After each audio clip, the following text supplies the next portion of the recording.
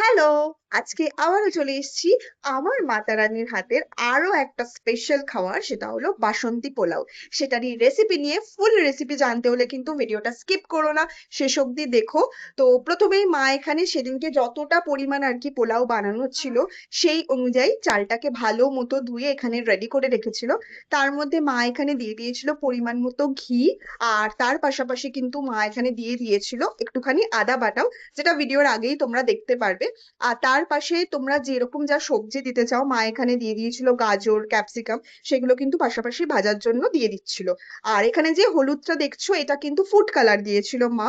আর তারপরেই দেখো এখানে দিয়ে দিয়েছিল মা পরিমাণ মতো আদা বাটা।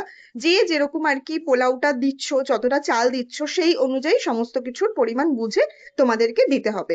তারপরে ভীষণ ভালো মতো এখানে এটাকে মিক্স করে, এখানে দেখতেই পাচ্ছ সবজিগুলোকে ভাজা হলো, তারপরে কিন্তু পোলাওটা এখানে দিয়ে দিতে হবে। আর অবশ্যই আরো একটা কথা বলে দিই, নামানোর আগে কিন্তু তোমাদেরকে একটুখানি এখানে গোলাপ জল দিয়ে দিতে হবে, পরিমাণ মতো চিনি আর একটু নুন দিয়ে দেবে। তারপরে কাজু কিশমিশ যে যেরকম আর কি পরিমাণ বুঝে তোমরা এখানে দিয়ে দেবে। তারপরে ব্যাস খানিকক্ষণ রাখার পর পোলাও ইজ ফাইনালি রেডি। তারপরে সার্ভ করো। কমেন্ট সেকশনে অবশ্যই জানিও যে তোমাদের রেসিপিটা কিরকম লাগলো।